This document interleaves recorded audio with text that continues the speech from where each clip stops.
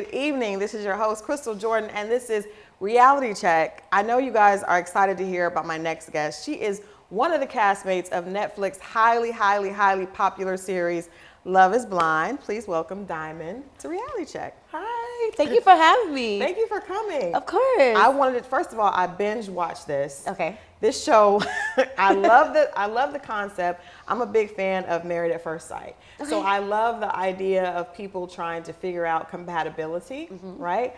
But the idea of not seeing someone at all and then proposing, a guy proposing to a girl, sight unseen, was just unheard of. But I think it kind of asked the question that a lot of us are wondering if you're dating, are looks more important than compatibility, right? Right. So I want to ask you, do you think, even after everything that you went through, do you think that love is truly blind? I do. You do? I really do. I can say that, although my experience was not like I expected, but I do believe that love is blind. Look, it worked out for other couples, and I'm so happy for them, and they're still happily married. So don't look at my experience as like, oh, this will never happen for me. Right. Look at it as positive. Look at it as something positive, and go for it. Yeah. That's good. So your experience, we know, we'll get into some of that. But did you learn anything about yourself in that time? Because I talked to a couple of the other castmates, and they said there was a lot of time spent in the pods talking and all that. What did you learn about yourself when you were going through the experiment? Yeah, I actually learned how patient I really am. How actually being tested. I'd never been in a situation like that, so I felt like it really showed how patient I can be and understanding that I can really be. I didn't know I had that in me. Okay. And also in the pods, I were able to speak to a lot of men and see what I like and what I did not like. Yeah. Just by conversation. Right. And just for instance, Barnett, when he had associated my name with being a stripper. Yeah, he did. I knew that right off. Like, that's not what I want. Obviously turned off right away. I was turned off, and I knew away. It would not work out. So I did learn a lot about myself, just what I like and what I don't like, and my patience. Yeah, I was tested. Now, what was dating like for you? You were a cheerleader, like one of the symbols that all men are obviously usually desiring. So you couldn't have had issues dating, being an Atlanta Hawks cheerleader. Surprisingly, yes. I actually had a lot of issues with dating. Okay. Yes. Especially in Atlanta. It's really hard dating in Atlanta. I've been on crazy dates, unbelievable. Like, it was one guy that I went on a date with, and he actually offered for me to date him and his girlfriend. I can't make I didn't expect that. I didn't see that coming. Yes, I had another date. This guy, we were at a restaurant and we were eating, and then this was at the end of the date. He acting like reaching for his pocket. And they're gonna say, oh shoot, I think I left my wallet. You know, these are just little dates I keep having. I'm just like, okay, clearly this is not working out for me. Oh my gosh. Yeah. Okay, so you were ready for love at that point. That's why you signed up for the show? Yes, ma'am. Okay. That was why I signed up for the show. And the producers, how they explained the show to me, I was like blown away by it. You know, it was something different. You know, it's adventurous. I'm very adventurous. I'm a Sagittarius, by the way.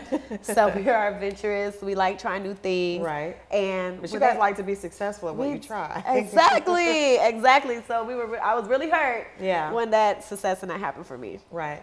Well, I'm going to ask you the question that I think that I don't think that you got really a fair shot in how it was handled. I think that you have a right to certain preferences in dating, and it seemed like the guy. If you guys hadn't watched the show, I'm going to give you a spoiler alert. The gentleman that you met, Carlton, who a lot of us know here in Atlanta have met before, a very nice gentleman, revealed to you after you guys had gone, after he had proposed, that he had been in relationships with men and you weren't okay with dating him.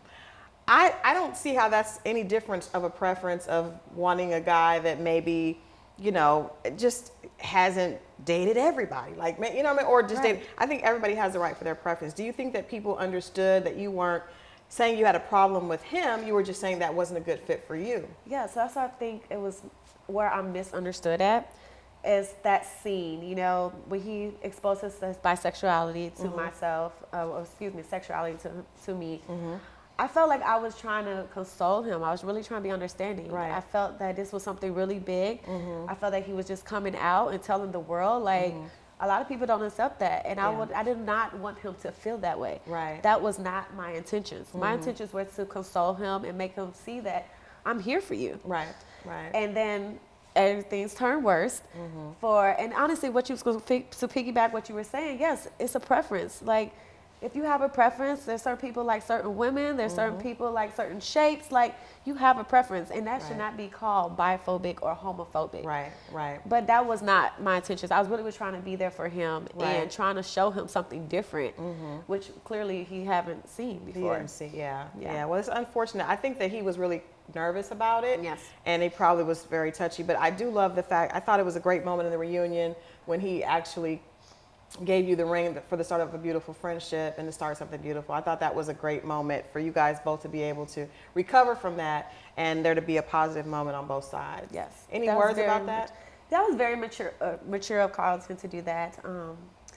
Although now we're not friends. Not friends? No, I'm sorry, friends, but I wish the best of luck to Carlton. Yeah. I really do.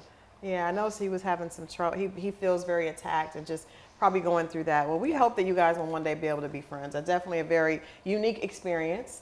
Now, have you found love yet? No, ma'am, I have not. Okay, well, just really quickly before we get out of here, I know there are a lot of guys out there that would love to date the beautiful Miss Diamond. So can you give us a quick rundown of what is your type? Compatibility first. What's a good compatible mate for you, and then we'll do looks last. Just good conversation, good personality, family oriented, put God first. Someone you could be in the pods. Exactly. What about looks? You got any look preferences? Tall, dark, and handsome. The ones that we all have. Yes. Thanks so much. This has been your reality check with Diamond. We see that love is not all the way blind. But anyway, you guys check out the series on Netflix if you haven't seen it. Trust me, you're going to love it. And we will see you next time on Reality Check.